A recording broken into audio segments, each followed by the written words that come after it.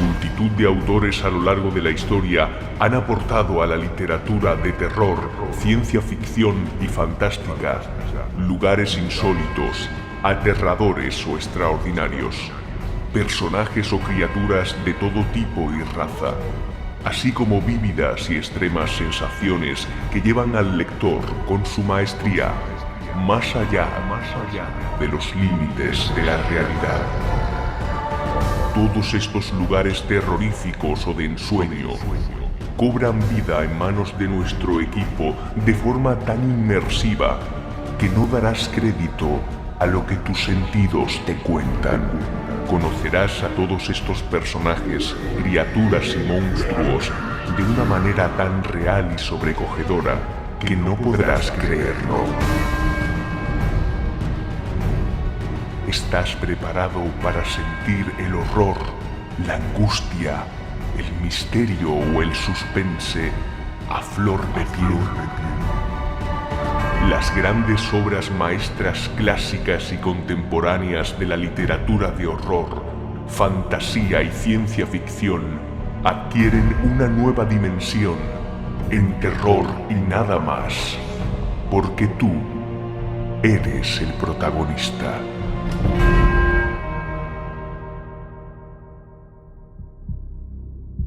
Título original: The Fall of House Archer. Publicado por primera vez en la revista Barton's Gentleman's Magazine en el año 1839, es considerado uno de los cuentos de horror narrativo más completos y mejores de su autor, Edgar Allan Poe.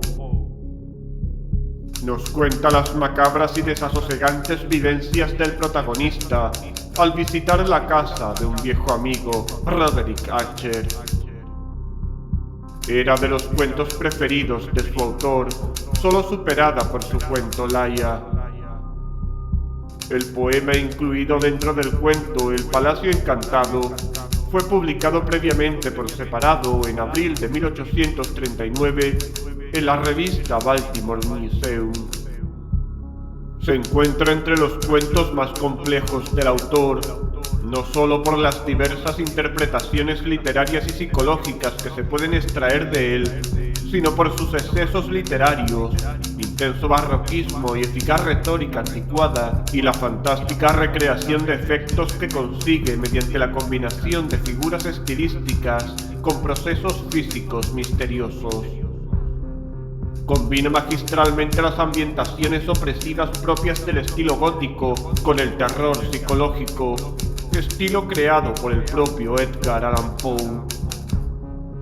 Cuenta con claros matices autobiográficos, tales como el egotismo morboso, los rasgos necrofílicos, el sadismo macabro, las relaciones familiares anormales de tipo incestuoso o las referencias al opio combinadas con comportamientos desaforados y cuadros extraños que nos recuerdan a características que posteriormente tendrían personajes como Sherlock Holmes.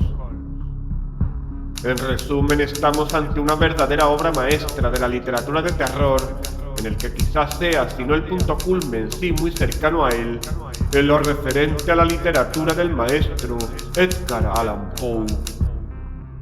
Para disfrutar del cuento El hundimiento de la casa Archer y de toda la obra completa de Edgar Allan Poe, recomendamos la magnífica recopilación de la editorial Páginas de Espuma, titulada Edgar Allan Poe, Cuentos Completos, edición comentada.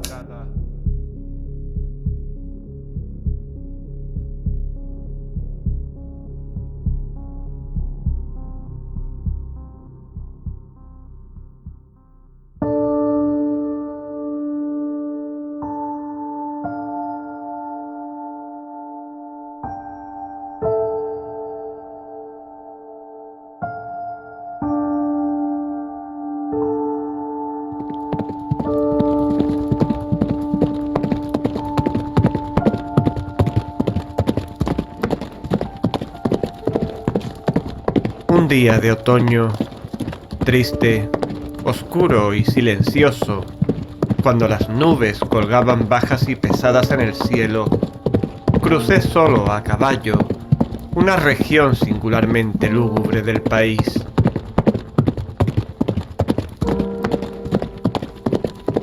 Y al fin, al acercarse la sombra de la noche, me encontré a la vista de la melancólica casa Acher.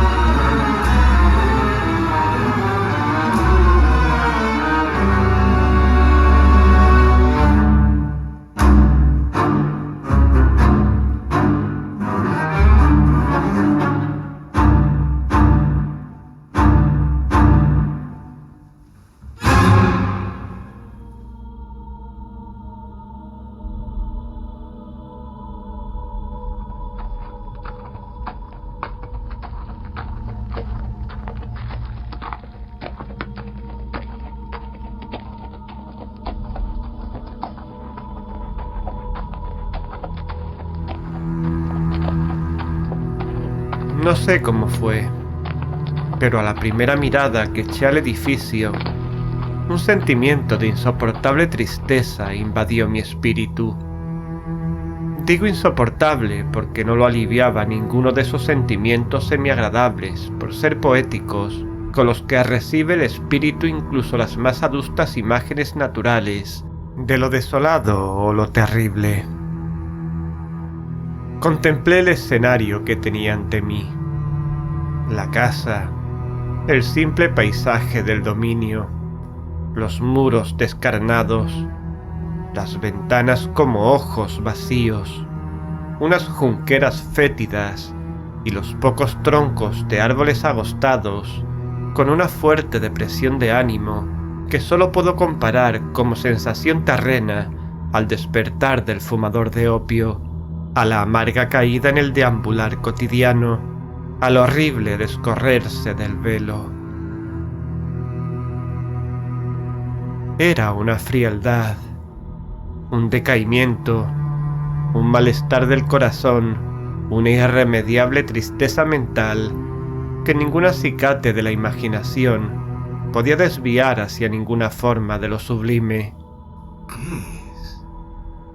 ¿Qué es lo que me desalienta tanto al contemplar los alrededores y la propia casa Acher? ¡Qué misterio de imposible solución! Y yo no podía luchar con los sombríos pensamientos que se agolpaban en mi mente mientras reflexionaba. Me vi obligado a recurrir a una conclusión insatisfactoria. Mientras hay, fuera de toda duda, combinaciones de simples objetos naturales que tienen el poder de afectarnos de esta forma, tal como esta casa o sus aledaños, el análisis de semejante poder se encuentra entre las consideraciones que están más allá de nuestro alcance. ¿Es posible que una simple disposición distinta de los elementos de la escena, de los pormenores de este cuadro, sea suficiente para modificar o quizá anular su poder de impresión dolorosa? Y procediendo en consonancia con esta idea, dirigí mi caballo a la escarpada orilla de un negro y pavoroso lago que extendía su brillo tranquilo junto a la mansión.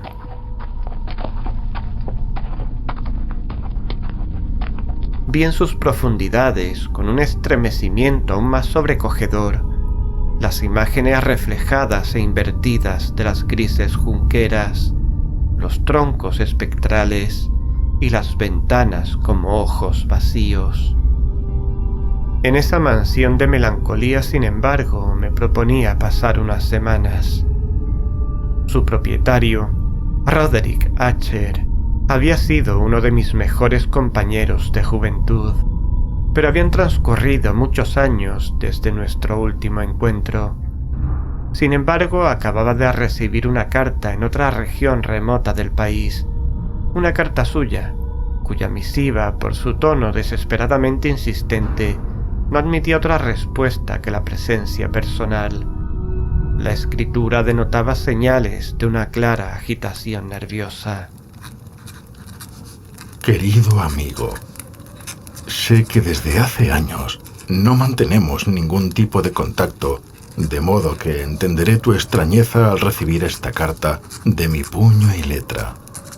No obstante, y dadas las extraordinarias circunstancias actuales que me rodean, y siempre que ningún motivo de vital importancia te lo impida, desearía que me visitaras en mi casa, la mansión familiar de los Acher. Los últimos tiempos no han sido buenos para mí, ya lo creo que no. Y últimamente todo ha empeorado rápidamente, en un lapso de tiempo muy reducido. Sufro de una rara enfermedad física, de un trastorno mental que me hace la vida cada vez más insoportable. Y te soy sincero, amigo mío, no tengo a nadie más a quien acudir para tan siquiera aliviar el mal que me tortura y me devora cada día que pasa. Honestamente, acudo a ti por ser mi mejor y mi único amigo íntimo. Sé que es un pedido extraño el que te hago, pero debo insistir. Es mi última esperanza para encontrar algo de paz en esta vida monstruosa que me ha tocado vivir. Te espera ansiosamente tu amigo Roderick Acher.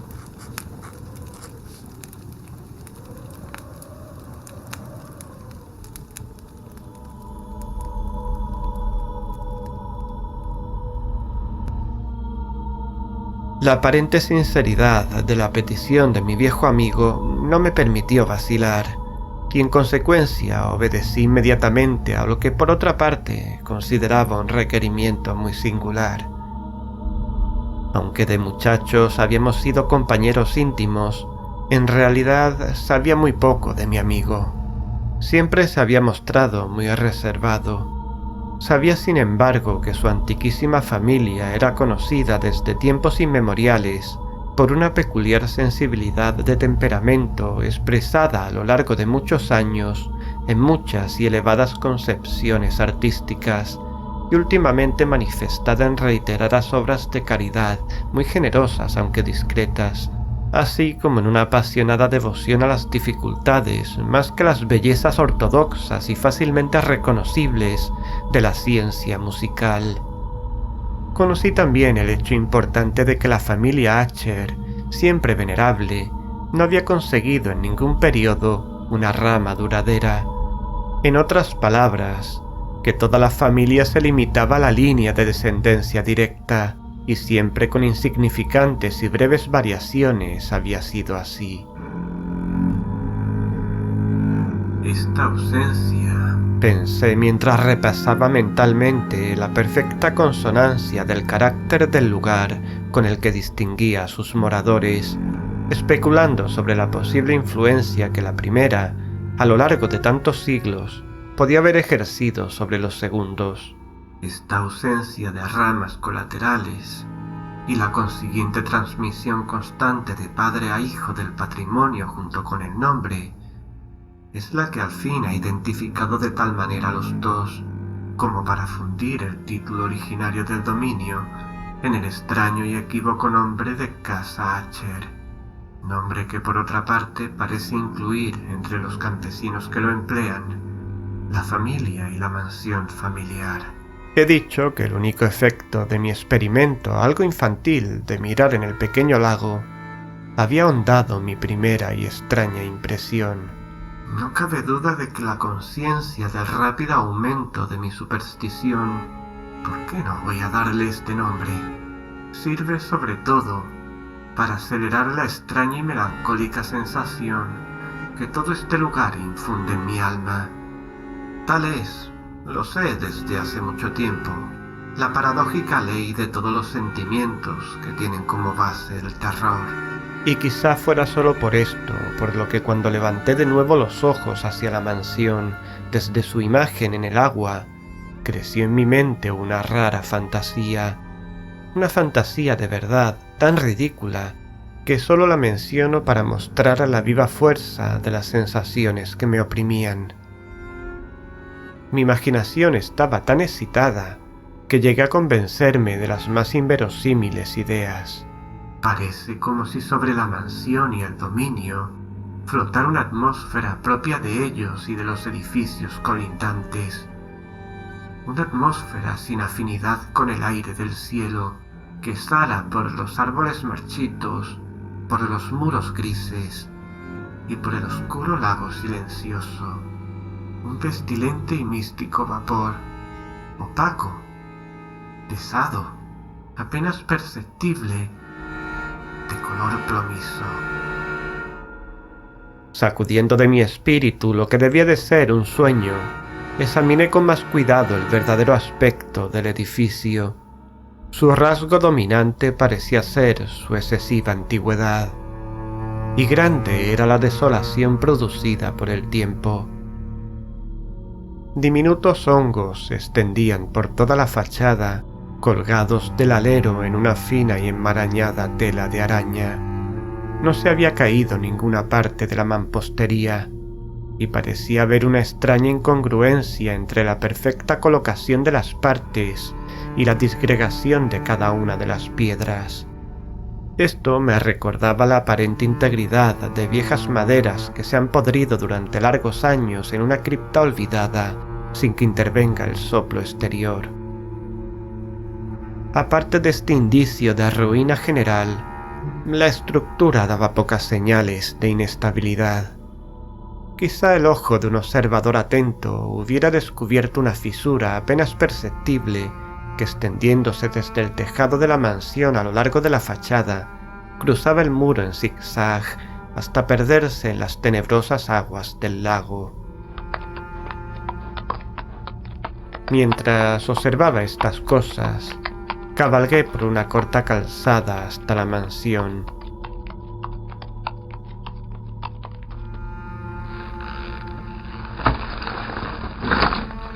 Un criado que aguardaba tomó mi caballo y entré en la bóveda gótica del vestíbulo.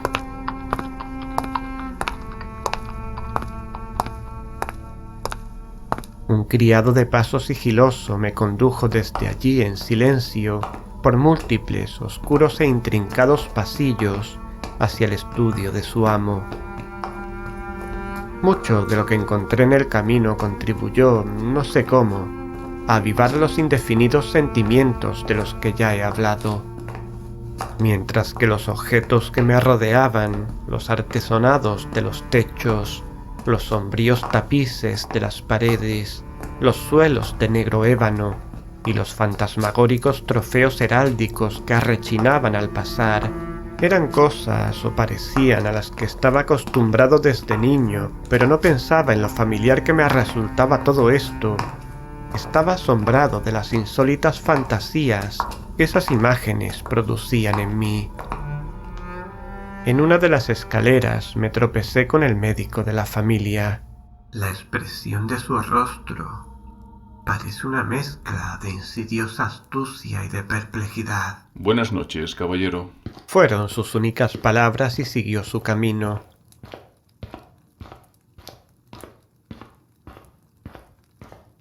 Luego el criado abrió una puerta y me dejó en presencia de su amo.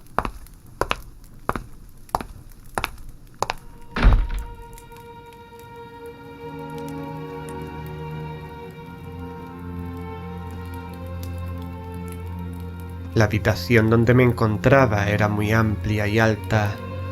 Las altas ventanas estrechas y puntiagudas quedaban a tanta distancia del suelo de negro roble que eran completamente inaccesibles desde el interior.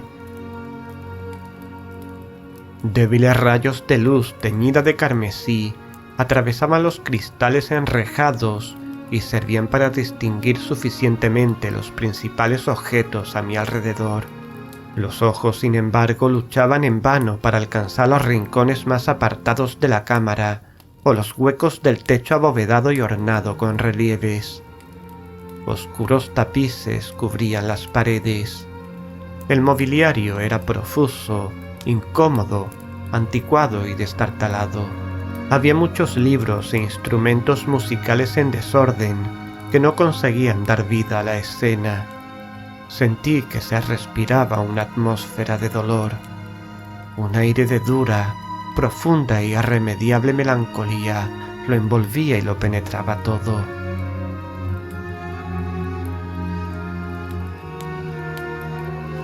A mi llegada, Archer se incorporó en un sofá donde estaba tendido cuán largo era y me saludó con una calurosa vivacidad que tenía mucho, pensé al principio, de exagerada cordialidad, de obligado esfuerzo de hombre de mundo en huye. Sin embargo, una mirada a su rostro me convenció de su total sinceridad. Bienvenido a mi casa, amigo mío. Pero pasa, por favor, pasa. No sabes lo feliz que me haces habiendo aceptado mi invitación. Es lo menos que podía hacer en nombre de nuestra vieja amistad a Roderick. Además, me pareció por su carta que realmente me necesitaba. No lo sabes bien, querido amigo. Es un placer tenerte aquí, en esta casa muerta en vida. Pero siéntate.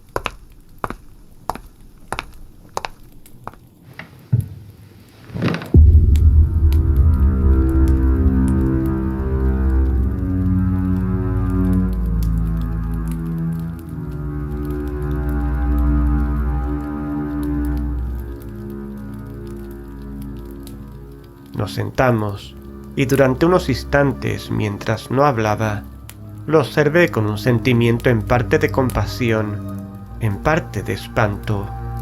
Posiblemente ningún hombre había cambiado tan terriblemente en tan poco tiempo como Roderick Archer. A duras penas pude admitir la identidad del cadavérico ser que tenía ante mí con la del compañero de juventud. Sin embargo, el carácter de su cara había sido siempre extraordinario. La tez cadavérica, los ojos grandes, líquidos e incomparablemente luminosos, los labios algo finos y muy pálidos, pero de una curvatura insuperablemente hermosa, la nariz de delicado tipo hebreo, pero con aletas amplias, más abiertas de lo que era normal, la barbilla finamente modelada, reveladora en su falta de prominencia de una escasa energía moral, los cabellos más finos y ralos que una tela de araña.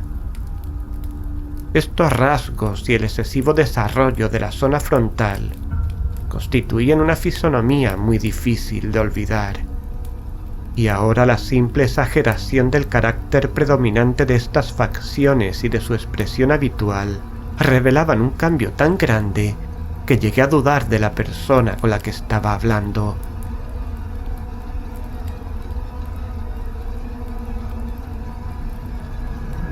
Y la palidez espectral de la piel, el brillo milagroso de los ojos destacaron sobre todo lo demás e incluso me aterraron. El fino cabello, además, había crecido descuidadamente y como en su desordenada textura de tela de araña, flotaba en lugar de caer a los lados de la cara. Me era imposible, incluso haciendo un esfuerzo, relacionar su enmarañada apariencia con una idea de simple humanidad. En el comportamiento de mi amigo me impresionó encontrar incoherencia, inconsistencia, y pronto descubrí que era motivado por una serie de débiles e inútiles esfuerzos por sobreponerse a una habitual ansiedad, a una excesiva agitación nerviosa.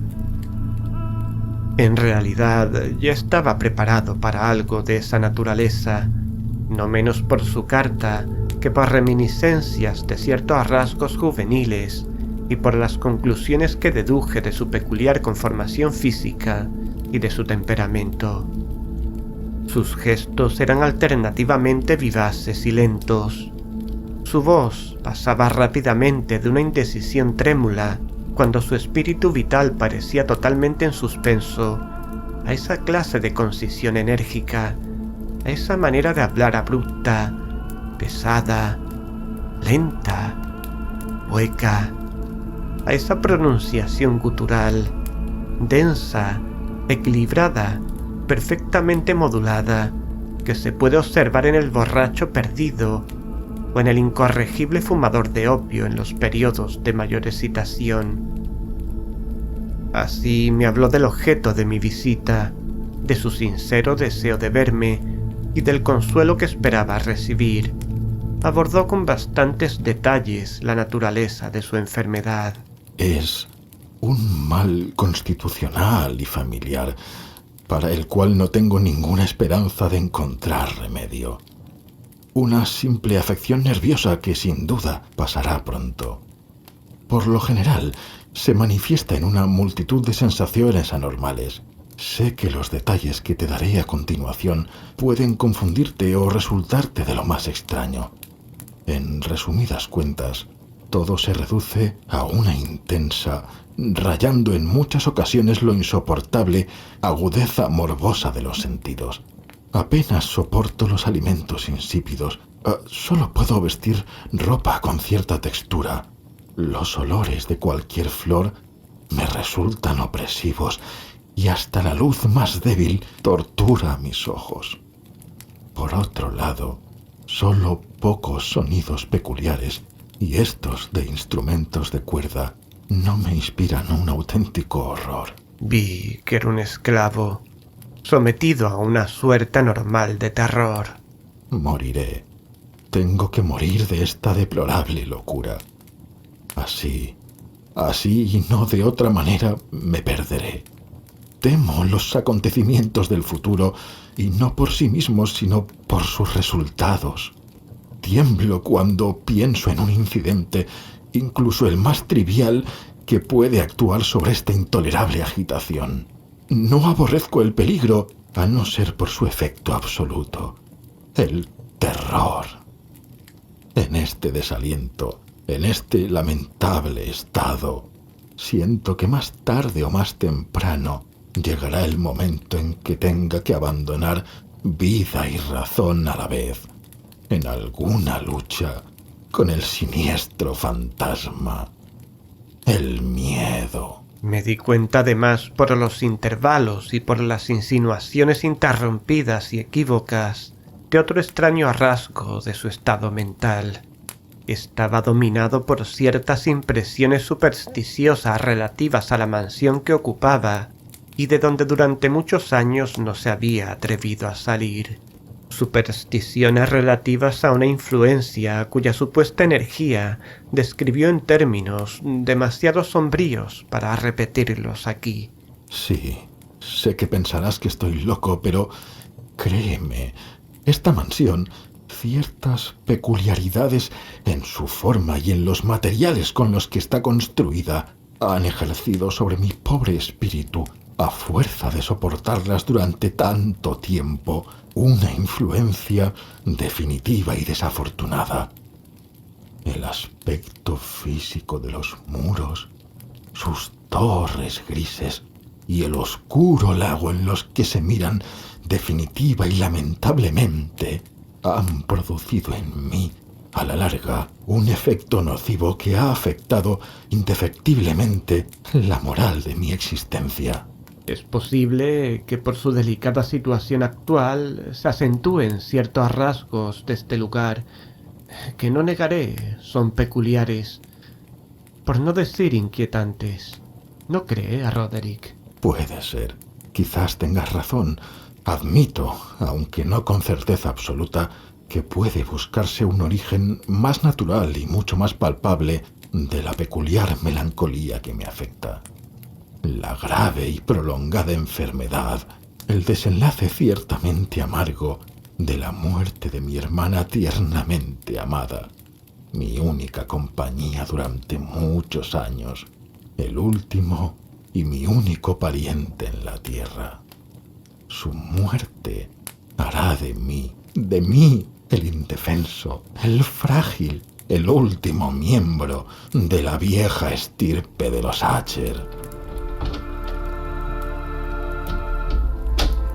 Mientras hablaba, la señorita Madeleine, así se llamaba, pasó lentamente por un lugar apartado de la cámara y sin advertir mi presencia desapareció.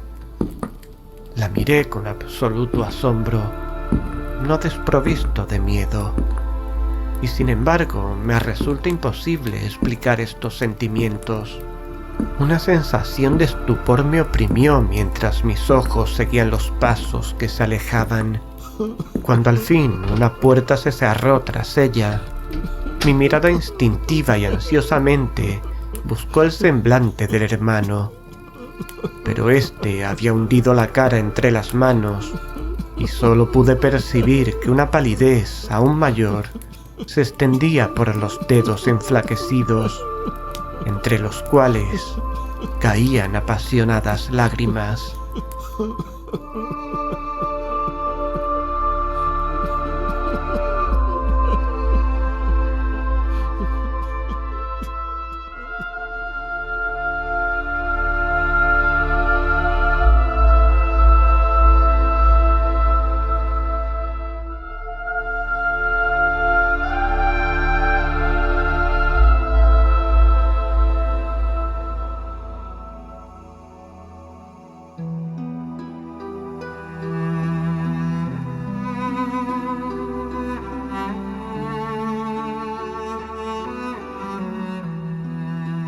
Hacía tiempo que la enfermedad de la señorita Madeleine había desconcertado a sus médicos.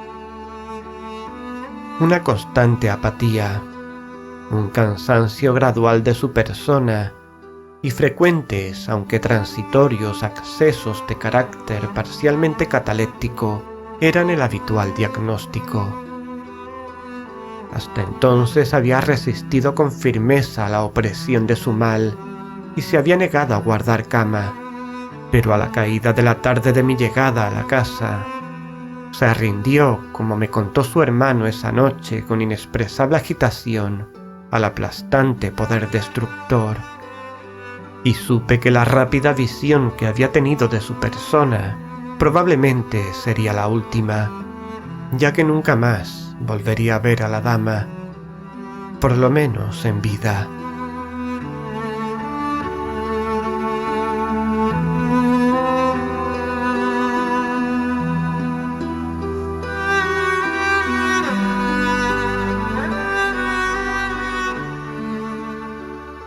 Después, durante varios días, ni Acher ni yo mencionamos su nombre, y en ese tiempo estuve ocupado en vehementes intentos para aliviar la melancolía de mi amigo. Pintábamos y leíamos juntos, o yo escuchaba como en un sueño las extrañas improvisaciones de su conmovedora guitarra.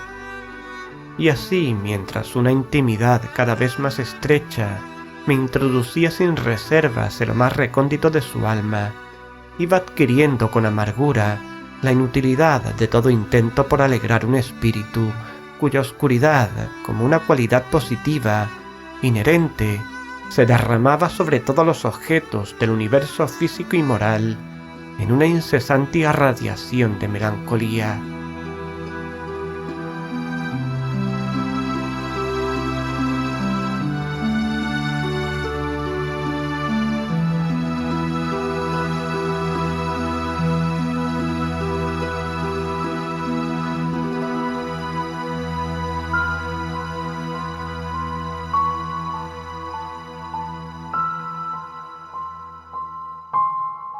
Siempre guardaré en la memoria las muchas horas solemnes que pasé a solas con el dueño de la casa Acher.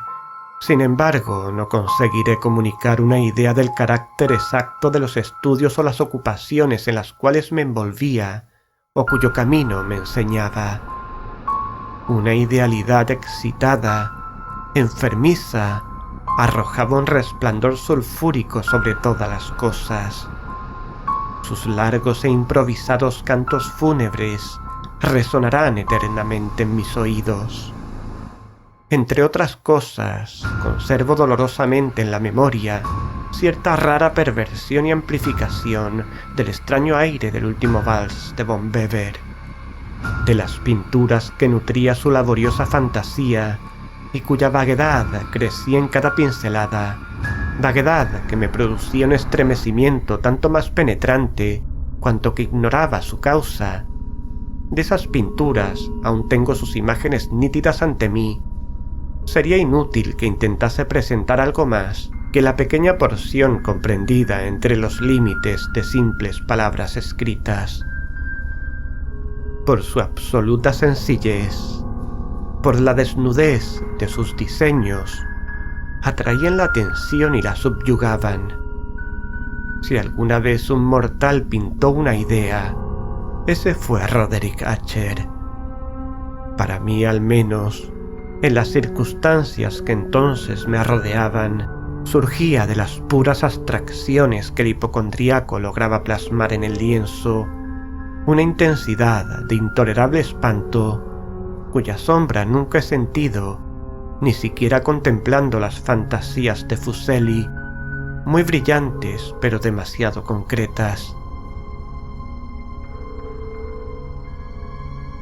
Una de las fantasmagóricas concepciones de mi amigo, que no participaba con tanto rigor del espíritu de abstracción, puede ser esbozada, aunque de una forma muy indecisa, débil, con palabras.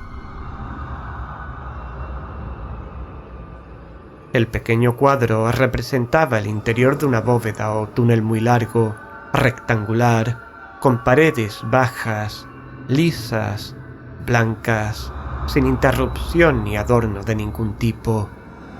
Ciertos toques accesorios del diseño servían para dar la idea de que esa excavación estaba a mucha profundidad bajo la superficie de la tierra. No se veía ninguna salida en toda la vasta extensión, ni se percibía ninguna antorcha, ni ninguna otra fuente artificial de luz. Sin embargo, flotaba por todo el espacio una ola de intensos rayos que bañaban el conjunto con un resplandor inadecuado y espectral.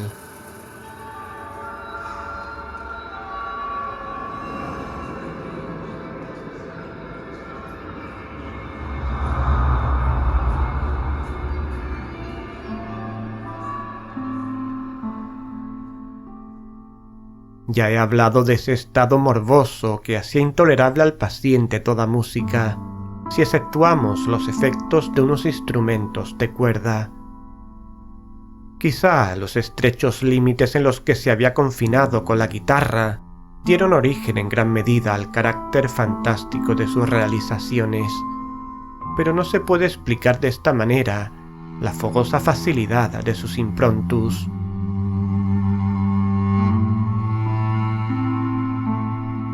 Debían de ser, y lo eran, tanto las notas como las palabras de sus extravagantes fantasías, pues con frecuencia se acompañaba con improvisaciones verbales rimadas.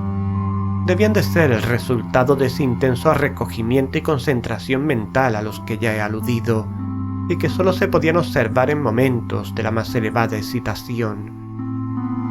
Recuerdo fácilmente las palabras de una de esas rapsodias.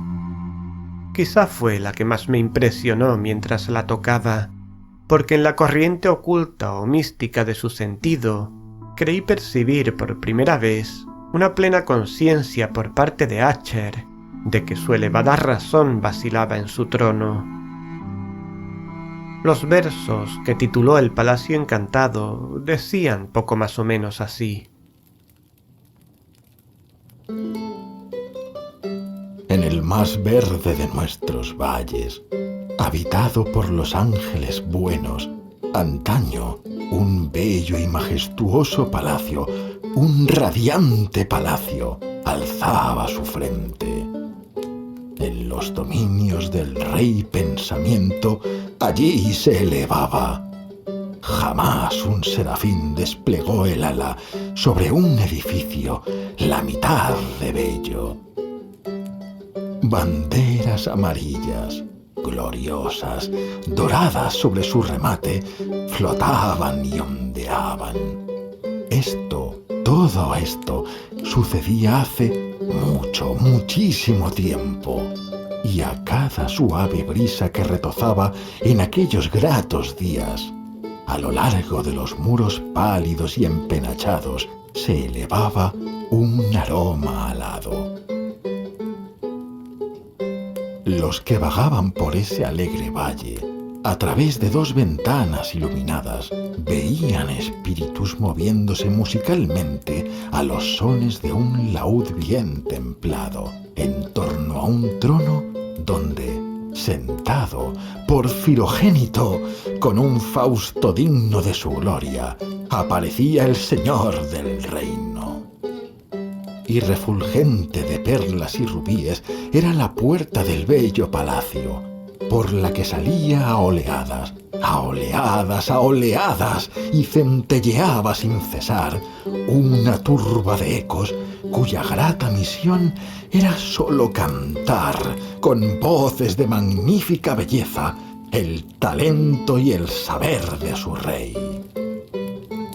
Pero seres malvados, con ropajes de luto, asaltaron la elevada posición del monarca. ¡Ah, lloremos, pues nunca el alba despuntará sobre él, el desolado!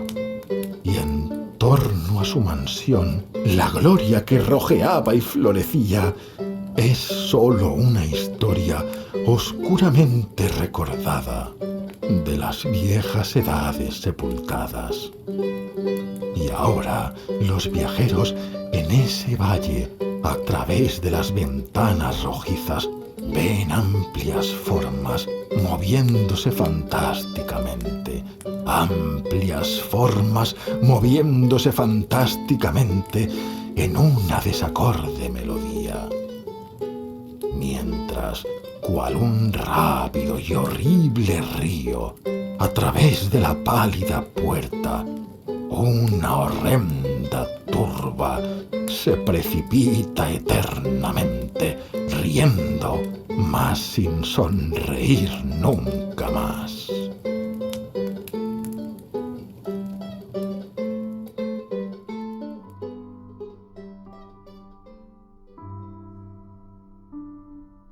Recuerdo bien que las sugestiones nacidas de esta balada nos llevaron a una serie de pensamientos, entre los que resalto una opinión de Acher, que menciono no por su novedad, pues otros hombres han pensado así, sino para explicar la obstinación con que la defendió.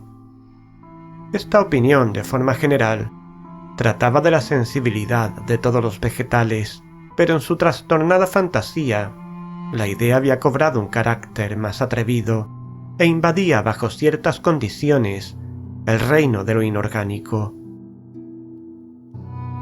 Me faltan las palabras para expresar todo el alcance o el vehemente abandono de su persuasión. Lo afirmo sin lugar a la duda, querido amigo. Esa sensibilidad de la que te hablo, la de los vegetales, está íntimamente ligada a las grises piedras de esta mansión. Las condiciones de sensibilidad están claramente satisfechas por el método de colocación de esas piedras, por el orden de su disposición e incluso por los muchos hongos que las cubren y por los marchitos árboles que las rodean, pero sobre todo por la duración inalterada de este orden y por su duplicación en las quietas aguas del lago. Amigo mío, esto que te digo con tal rotundidad puedes comprobarlo tú mismo por la lenta pero segura condensación de una atmósfera propia en torno a esas aguas y a esos muros. Tal cuestión se ve plasmada en una influencia silenciosa, aunque insistente y terrible, que durante siglos ha modelado los destinos de mi familia, haciendo de mí lo que ahora estás viendo, lo que soy.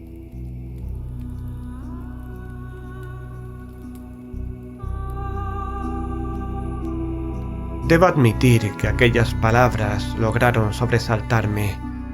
Sin embargo, creo que estas opiniones no precisan comentario y no haré ninguno.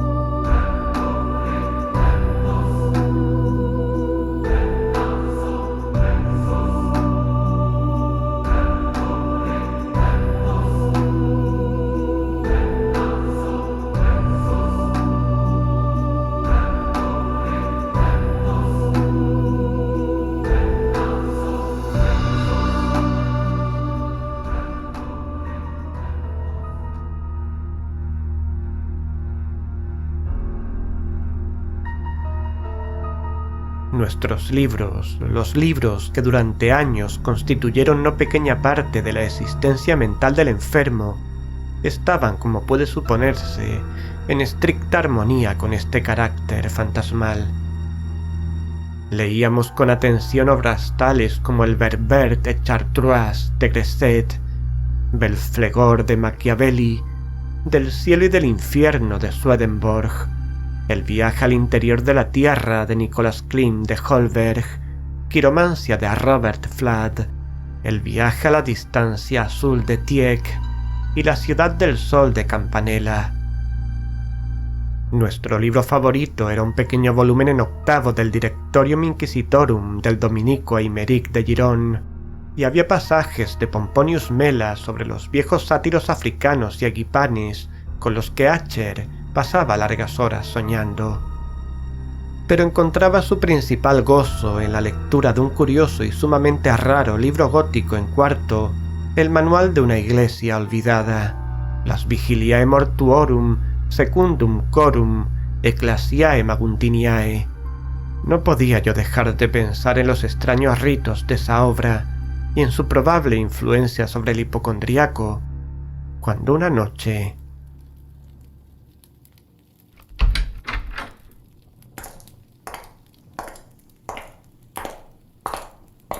Señor, la señorita Madeleine ha muerto.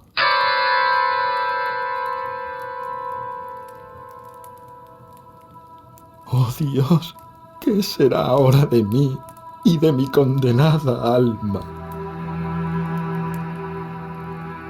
Si le parece bien, señor, lo prepararemos todo para el entierro en la cripta familiar de inmediato.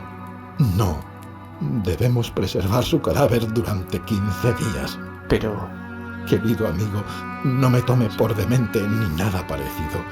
Dado el carácter insólito de la enfermedad de mi hermana, las inoportunas y ansiosas investigaciones de sus médicos y la lejana y expuesta situación de la cripta familiar, no me perdonaría. No quiero ni pensar en... No negaré que cuando recordé el siniestro aspecto de la persona con quien me crucé la escalera el día de mi llegada a la casa, no tuve ningún deseo de oponerme a lo que consideré una precaución inofensiva y de ninguna forma extraña. Lo comprendo, Roderick, y no me opondré a ello si ese es tu deseo. Gracias. De pasar esos 15 días sin novedad, procederemos de inmediato a su entierro en la cripta familiar.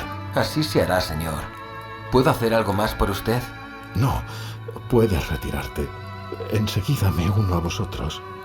Oh, mi pobre Madeleine, ¿qué haré ahora sin ti?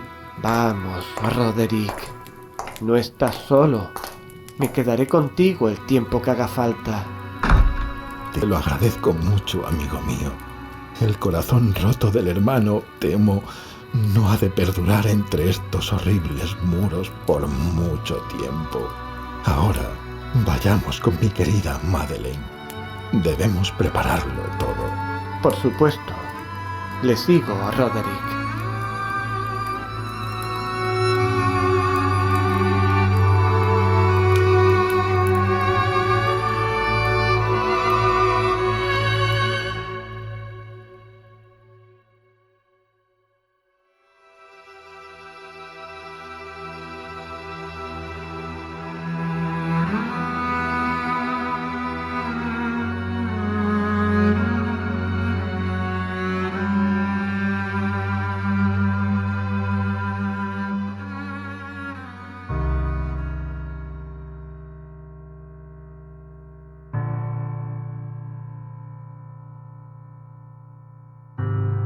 A petición de Acher, le ayudé personalmente en los preparativos de la sepultura temporal.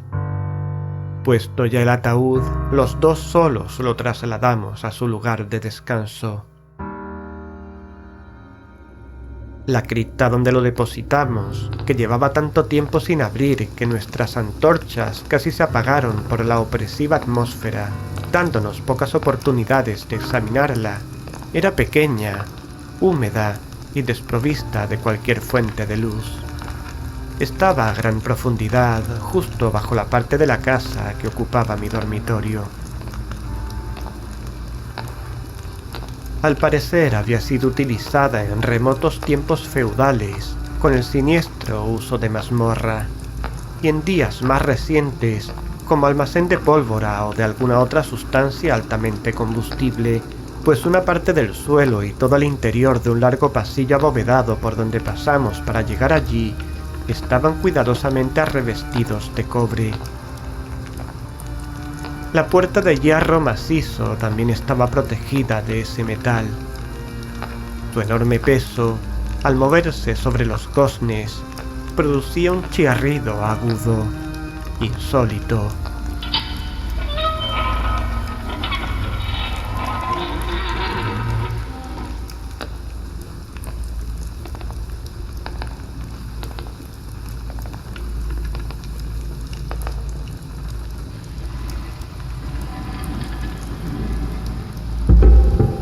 Después de dejar nuestra fúnebre carga sobre los caballetes en ese lugar de horror, retiramos parcialmente a un lado la tapa aún suelta del ataúd y contemplamos la cara de la muerta. Un asombroso parecido entre el hermano y la hermana fue lo primero que me llamó la atención, y Archer, adivinando quizá mis pensamientos, murmuró: Éramos gemelos, ¿sabes? Siempre ha habido una conexión especial entre nosotros. No dudaría de calificarla incluso de inexplicable. Comprendo. Debió de ser muy bella en plenitud. Sin duda lo fue. Incluso en su postración eterna, en la tumba frente a nosotros, se adivina la belleza que brilló en ella no mucho tiempo atrás. Aunque ahora ya... Lo sé, amigo. Nuestros ojos no se detuvieron mucho tiempo con la muerta, pues no podíamos contemplarla sin miedo. El mal que llevara a la señorita Madeleine a la tumba, en la fuerza de la juventud, había dejado, como es corriente en todas las enfermedades de carácter estrictamente cataléptico, la burla de un leve rubor en el pecho y la cara, y esa sonrisa sospechosamente prolongada en los labios, que es tan terrible en la muerte. Ayúdame con la tapa, por favor. No soporto por más tiempo esta visión. Claro, por supuesto. Volvimos la tapa a su sitio, la atornillamos, y cerrando bien la puerta de hierro, regresamos cansados a los aposentos algo menos lúgubres de la parte superior de la casa.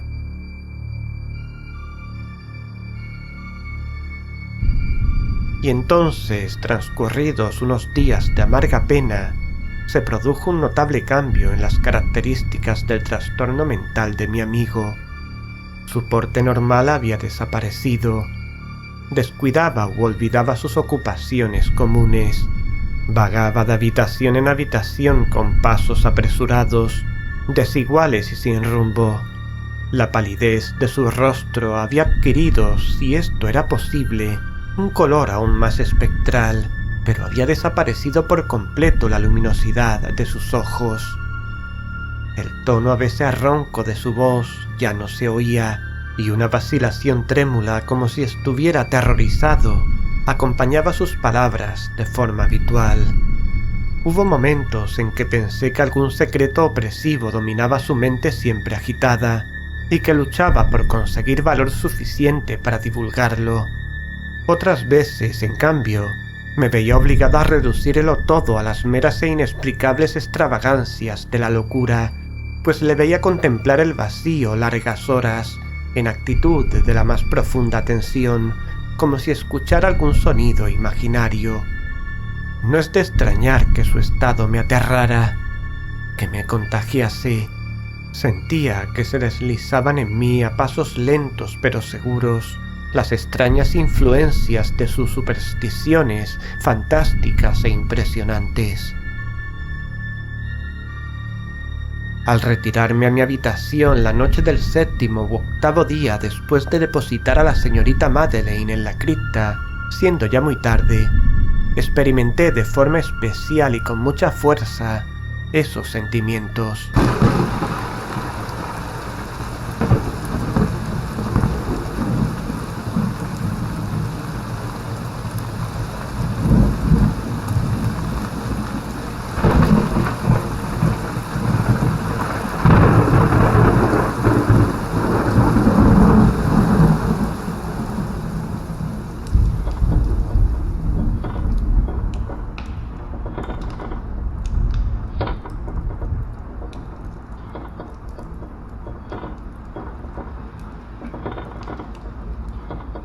El sueño nos acercaba a mi lecho y pasaban las horas y más horas. Luché para vencer con la razón los nervios que me dominaban.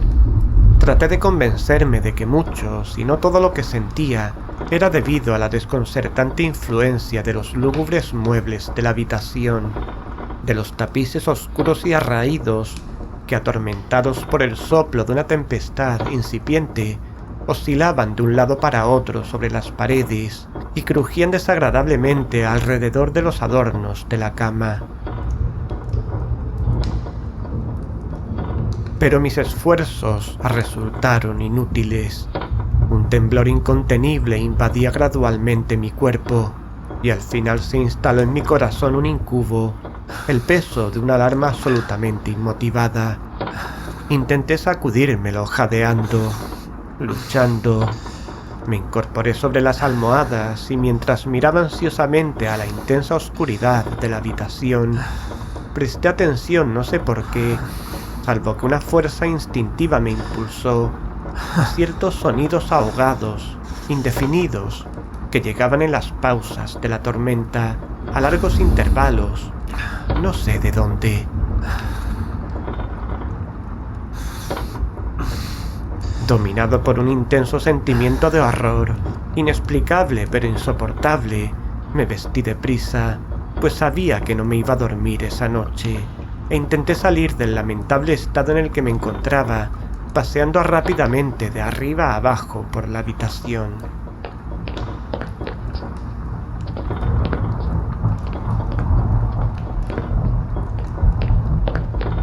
Había dado así pocas vueltas, cuando un suave paso en la escalera adyacente me llamó la atención. Pronto reconocí que era el paso de Archer. Un instante después llamó con un toque suave a mi puerta y entró con una lámpara. Su semblante, como de costumbre, tenía una palidez cadavérica, pero además había en sus ojos una especie de loca alegría, una histeria evidentemente reprimida en toda su actitud. Su aire me dejó pasmado, pero todo era preferible a la soledad que había soportado tanto tiempo, y hasta cogí su presencia como un alivio. ¿No lo has visto?, dijo bruscamente, después de echar una mirada a su alrededor, en silencio. ¿No lo has visto, de verdad? Pues espera y lo verás. Y diciendo esto protegió cuidadosamente la lámpara, se acercó a una de las ventanas y la abrió de par en par a la tormenta.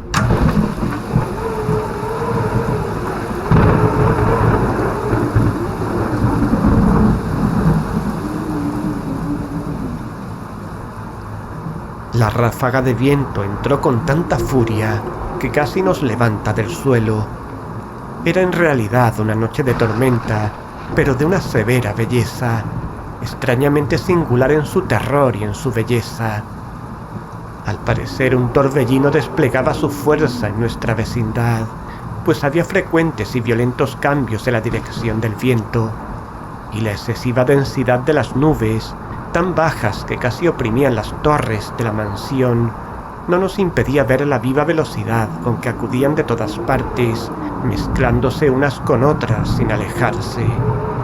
Digo que ni siquiera su excesiva densidad nos impedía verlo, y sin embargo no nos llegaba un atisbo ni de la luna ni de las estrellas, ni se veía el brillo de los relámpagos. Pero las superficies inferiores de las enormes masas de agitado vapor y todos los objetos terrestres que nos rodeaban brillaban en una luz anormal de una gaseosa exhalación, apenas luminosa y claramente visible, que rodeaba la casa y la amortajaba. No debes mirarlo. No mires, dije estremeciéndome mientras con suave violencia apartaba a Archer de la ventana para llevarlo a una silla. Estos espectáculos que te confunden no son más que fenómenos eléctricos bastante comunes. O quizá puedan tener su origen en el miasma corrupto del lago. Vamos a cerrar esta ventana. El aire está frío y es peligroso para tu salud.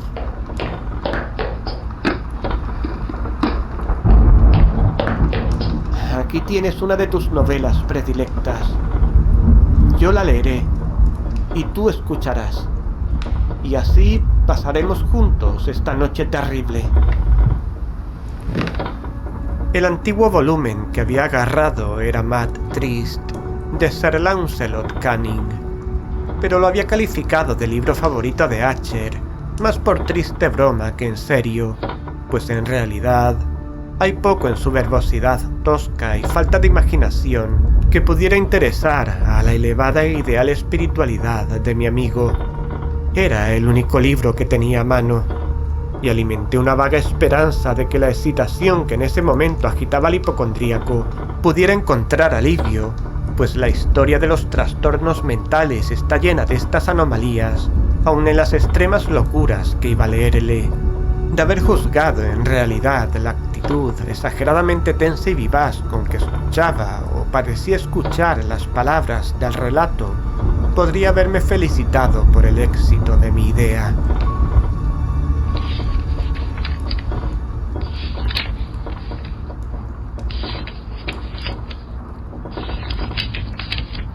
Había llegado a esa parte bien conocida de la historia cuando Ethelred, el héroe del Trist, después de sus vanos intentos de meterse por las buenas en la morada del eremita, intenta entrar por la fuerza. Ahí, como se recordará, las palabras de la narración son las siguientes. Y Ethelred, que por naturaleza tenía un corazón valiente, y que además se sentía fortalecido por el poder del vino que había bebido, no esperó al momento de parlamentar con el eremita, que en realidad era un hombre de carácter obstinado y malo, sino que sintiendo la lluvia en los hombros y temiendo el estallido de la tempestad, levantó decididamente su maza y a fuertes golpes abrió un hueco en las tablas de la puerta por donde meter su mano enguantada. Y luego, tirando con fuerza hacia sí, rajó, rompió y destrozó de tal forma que el ruido de la madera seca y hueca retumbó en el bosque y lo llenó de alarma.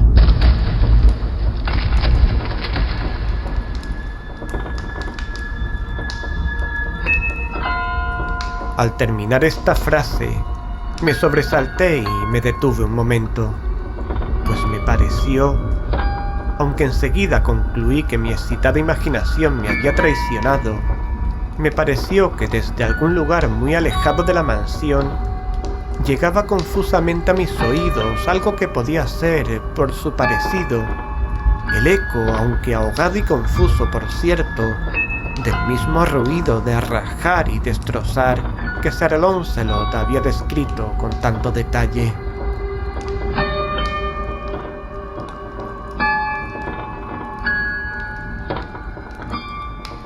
Fue sin duda alguna la coincidencia lo que me había llamado la atención, pues entre el batir de los marcos de las ventanas y los mezclados ruidos normales de la tormenta que seguía aumentando, el sonido en sí, con toda seguridad, no tenía nada que me interesara ni me molestara. Seguí leyendo la historia, pero el buen campeón, Ethelred, pasó la puerta y se quedó muy furioso y sorprendido al no percibir señales del malvado eremita y encontrar en cambio un dragón prodigioso, cubierto de escamas, con lenguas de fuego, sentado en guardia delante de un palacio de oro con suelo de plata, y del muro colgaba un escudo de reluciente bronce con esta leyenda: quien entre aquí conquistador será, quien mate al dragón el escudo ganará. Y Ethelred levantó la maza y golpeó la cabeza del dragón, que cayó a sus pies y lanzó su pestilente aliento con un alarido tan horrible y áspero, y a la vez tan penetrante, que Ethelred se vio obligado a taparse los oídos con las manos para no escuchar el horrible ruido, tal como jamás se había oído nunca hasta entonces.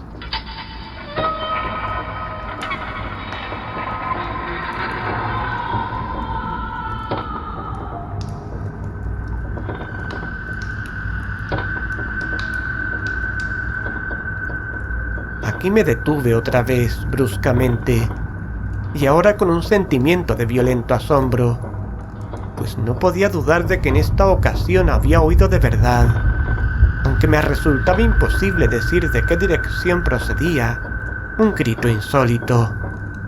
Un sonido chirriante, sofocado y aparentemente lejano, pero áspero, prolongado.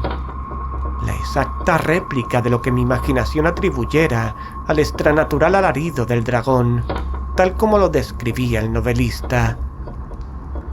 Oprimido como sin duda lo estaba desde la segunda y más extraordinaria coincidencia por 1000 sensaciones contradictorias, en las que predominaban el asombro y el pánico, conservé sin embargo la suficiente presencia de ánimo como para no excitar con ninguna observación la sensibilidad nerviosa de mi compañero.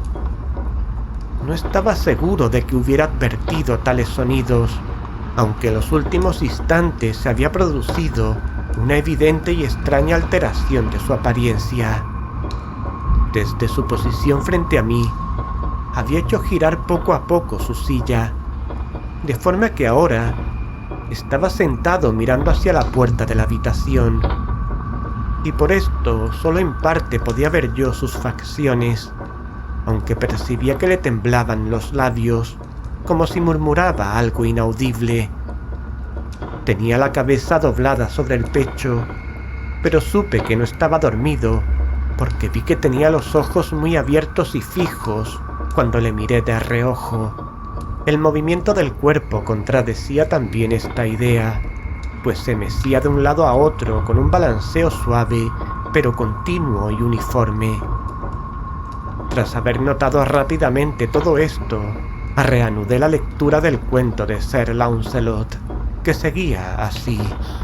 Y entonces el campeón, después de escapar a la terrible furia del dragón, se acordó del escudo de bronce y del encantamiento roto.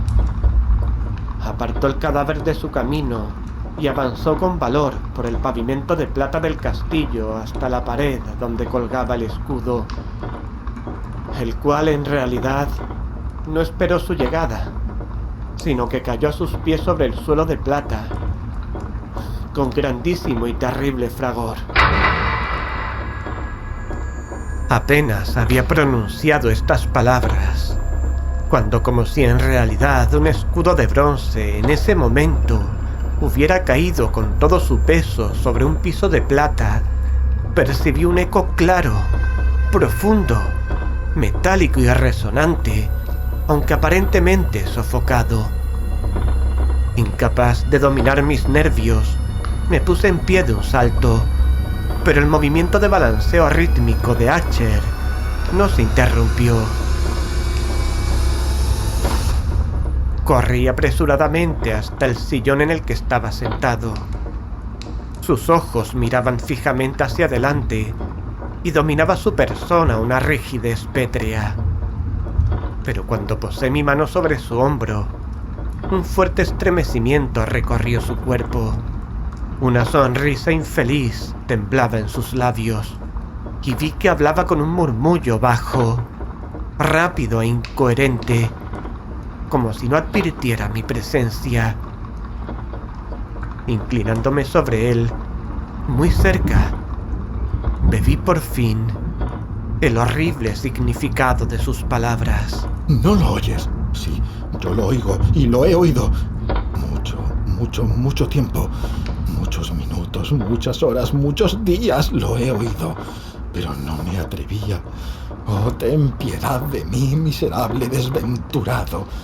No me atrevía a hablar. La hemos enterrado viva en la tumba. No dije que mis sentidos son agudos. Ahora te digo que oí sus primeros débiles movimientos en el ataúd hueco. Los oí hace muchos días, pero no me atrevía a hablar. Y ahora, esta noche, es del rey. La puerta roja del eremita y el grito de muerte del dragón y el estruendo del escudo. Di más bien el ruido de su ataúd al rajarse, el chirriar de los goznes de hierro de su cárcel y sus luchas en el pasillo de cobre de la cripta. Oh, ¿dónde me esconderé? No estará pronto aquí. No se apresura a reprocharme mis prisas. ¿No he oído sus pasos en la escalera? No distingo el pesado y horrible latido de su corazón. ¡Insensato! Y aquí, furioso, de un salto, se puso de pie y gritó estas palabras como si en ese esfuerzo entregara el alma. ¡Insensato! Te digo que está al otro lado de la puerta. Como si la energía sobrehumana de su voz tuviera el poder del hechizo. Los enormes y antiguos batientes que Achar señalaba abrieron lentamente en ese momento sus pesadas mandíbulas de ébano.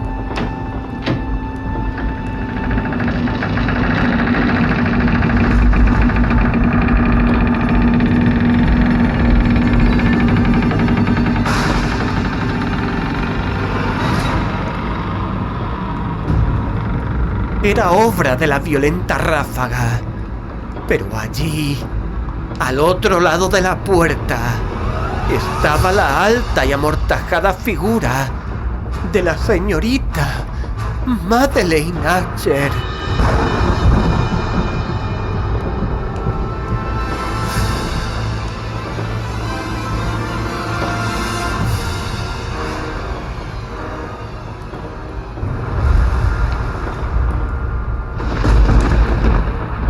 Había sangre en sus ropas blancas y huellas de un forcejeo en cada parte de su demacrado cuerpo. Por un instante se mostró temblorosa, tambaleándose en el umbral. Y luego, con un lamento sofocado, cayó pesadamente hacia adentro, sobre el cuerpo de su hermano.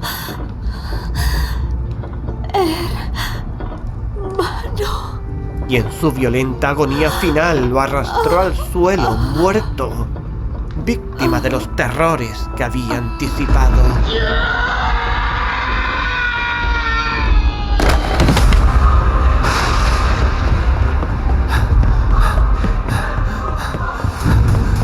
Huí horrorizado de aquella cámara, de aquella mansión.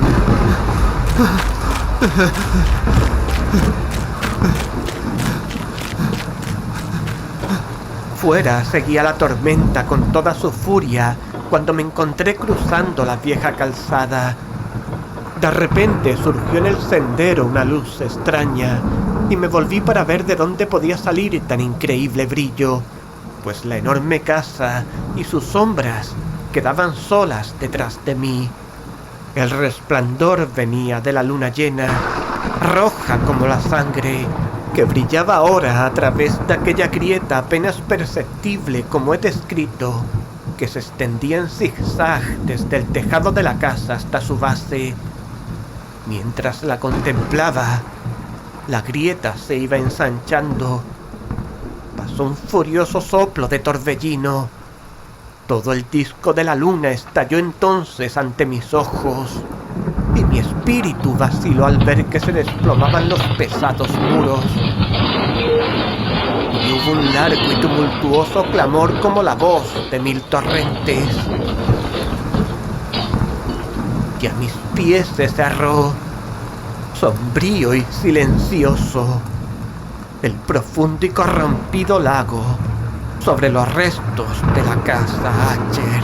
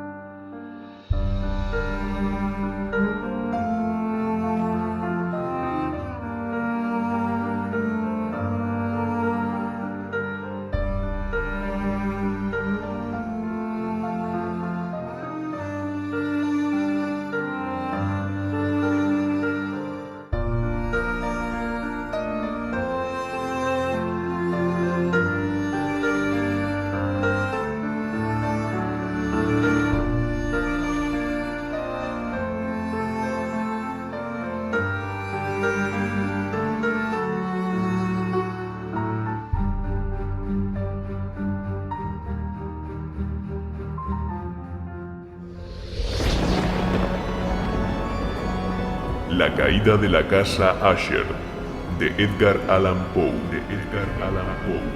con Antonio Reverte. Y yo no podía luchar con los sombríos pensamientos que se agolpaban en mi mente mientras reflexionaba. Como visitante, Corman. Es un placer tenerte aquí, en esta casa muerta en vida. Como Roderick Asher, Mariano Bascón. Buenas noches, caballero. Como médico, Miguel Ángel Pulido. ¿Puedo hacer algo más por usted? Como mayordomo, y Melania Ramos. Como Madeleine Asher. Narración, dirección y montaje, Antonio Reverte Lucena. Masterización, Miguel Ángel Pulido. Introducción a la obra, Antonio Reverte Lucena. Cabecera y créditos, Mariano Bascón. Terror y nada más. 2019.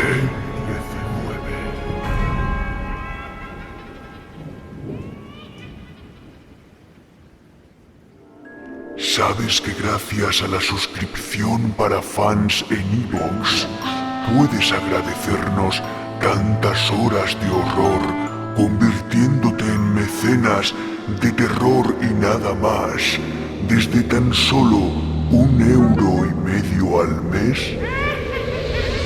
Sorteos, audioficciones exclusivas, estreno de próximos audios antes de su publicación.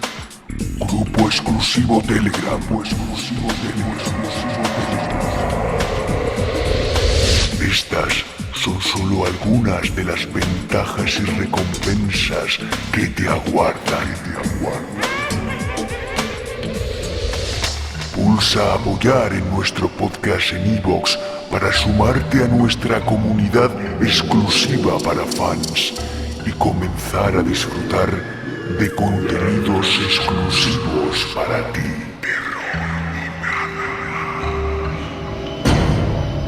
Te estamos esperando.